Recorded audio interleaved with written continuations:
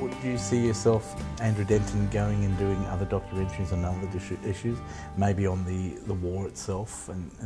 Yeah, look, I'd like to. I'm thrilled that this is a film, and it opens the doors for you to do something. Well, it may do. Australian. We'll see how it goes. It could be one of the great turkeys of all time. Who knows? But I would certainly like to pursue this issue of faith, and not just Christian faith. I think the whole question of faith and the way it can shape people's minds and actions is really fascinating. I was actually very impressed. I mean, I'm a Catholic myself. I'm happy to say that, but so I'm not one of these fundamental. I don't go to church every week, and I don't have the time. But I'm still a Catholic. I believe so, and I believe in God and all that sort of thing. But what I found was that it was a very difficult movie to... I didn't realise the power of religion until I saw your take on it, and it was amazing. Compare it to Australia. How do you think we differ in a major way? I think we differ considerably. People say, well, does this mean this is going to happen in Australia?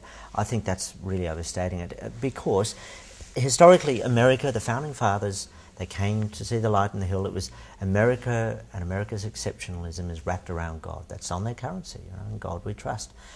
It is no surprise, in fact it's expected of politicians, that they wrap themselves in God. In Australia it's quite different. We refer to ourselves as God's own country, but that's a knowing remark.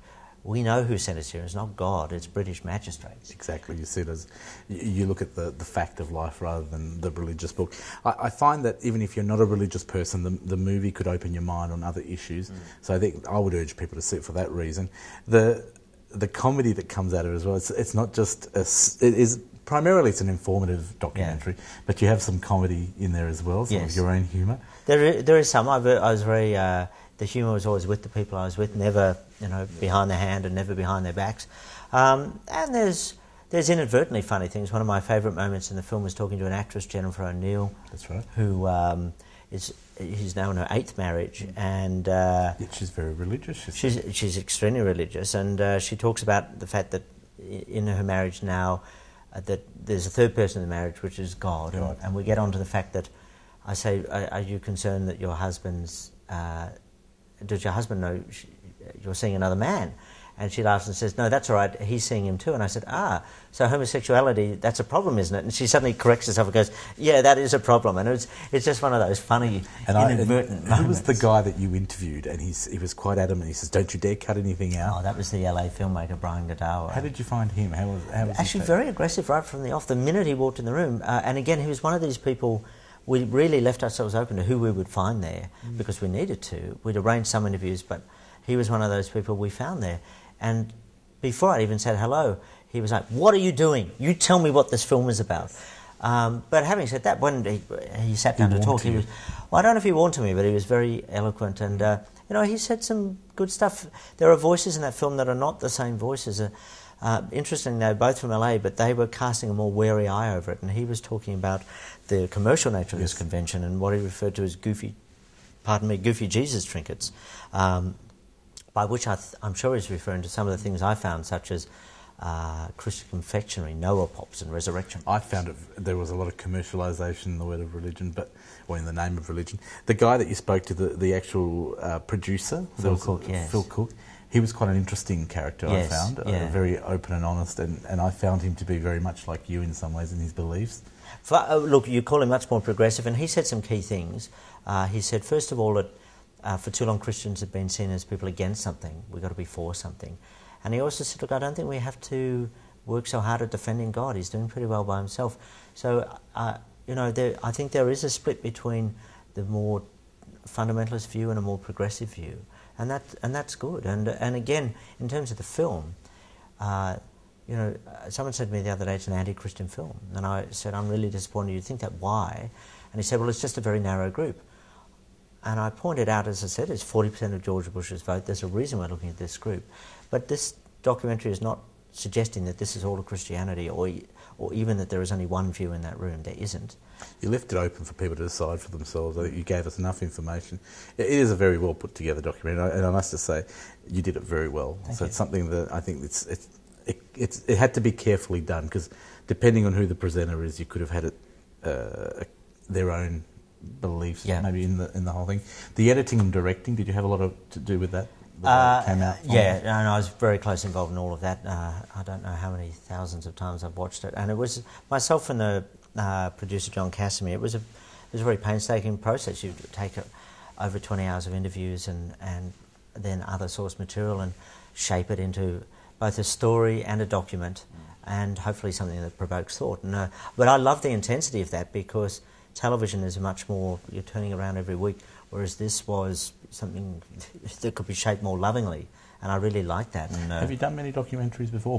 I've done television documentaries before, but never to this extent. And look, I've got to say, it's really scary to have a film, because I know what it is to go to a movie, and you put your money down, it better be good. And particularly one about this subject. People will see it through the prism of their own faith, and there'll be people who, despite my best intentions and despite the fact, I think if anything it's a plea to Christian moderation, people will see it as an attack on religion, and that's not what it's meant to be. I will say that I think the Andrew Denton name to this film does draw a lot of people to it, because a lot of people love your style of interview. I'm moving on to Enough Rope, of course, on the ABC. How is that going? Because it's been on air quite a few years now. Yes, it's the fourth year. Look, it's still going strong, and it's really interesting. You know, as with every show, it cycles up and down, and some guests are of more interest than others to a broad audience. But we're still in a beautiful position of being able to pretty much choose who we want to talk to, and to get extraordinary access to extraordinary people. I'll just say I watched an episode a few months ago which I loved. You had 3 taxi drivers on there. Yeah. And it was it switched me to you, because you know how the ABC has a problem that it doesn't get as much advertising as other people, and if you remember Andrew's on, you switch over. That's right. And after watching that, I switched over, and it was like, well, I'm thrilled to hear you say that. Funniest stories I've ever seen. It was great. And that was it's okay. I think that was when the show's at its God.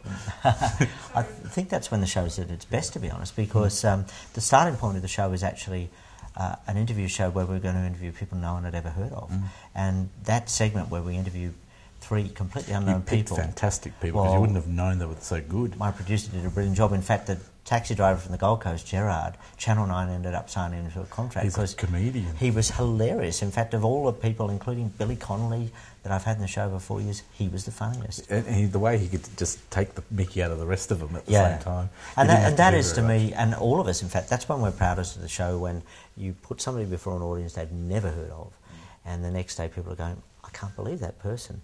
You know, it's much easier to do that with a famous person and get people talking. Are you enjoying still being part of the ABC? Because I know you moved from the commercial networks to the ABC. What was the reason? I mean, I'm very interested as a television person. What motivates you? Because you're not driven by money, I know that.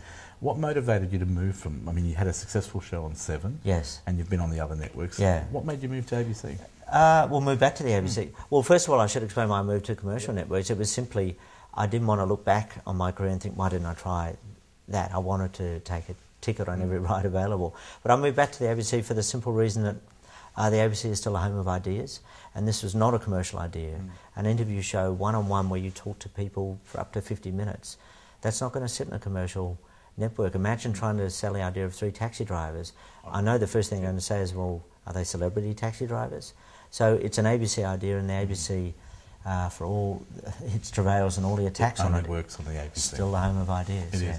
I have to say that. I mean, I know Good News Week moved to Channel 10 and it failed, whereas on ABC it rated very well. And that doesn't actually, you can do, I mean, the show I did at Channel 7 actually was successful, but not as successful in commercial terms as it needed to be. But in many ways, for me, it was a better show than stuff I'd done at the ABC. Does people have a different mindset? When it's on a commercial network, I've always maintained you could do the same show word for word on the ABC and Channel 7 or Channel 9, and an ABC audience would think it was a lesser show because it's in a different environment. I don't know how you feel about this, but like being on 31 here in Perth, we've had the ability to do interviews with people who are dying, people who have, in all circumstances, and whereas the commercial stations here can't do it. Yeah. And for me, it's so wonderful to be able to do it on a local station, a public station. I don't know if you get the same thrill of beating the commercial networks and doing it on the ABC. Oh, absolutely. And you're feeling the public supports you even more on ABC sometimes and being on a commercial. Totally, because when we, and you know, sometimes we do get the highest audience, and you know, don't let anyone tell you that people at the ABC aren't competitive. We love that, but that's not the reason we select people for the show. But for the public broadcaster, with, as you said, no advertising grunt, and the budgets that the commercial stations have compared to your budget. Sure, to actually win a large audience purely on the strength of the content of the conversation. It's fantastic. But, my starting point for the show, one of the things that inspired me, there was a very famous interview between Melvyn Bragg and Dennis Potter. Dennis Potter, who wrote Pennies from Heaven and The Singing Detective, and he was literally dying. He had a morphine drip, and it was the most honest interview ever broadcast, I think. And it showed me that the truth of television is you can throw all the money in the world at it, but in the end nothing beats a really good conversation. And honesty.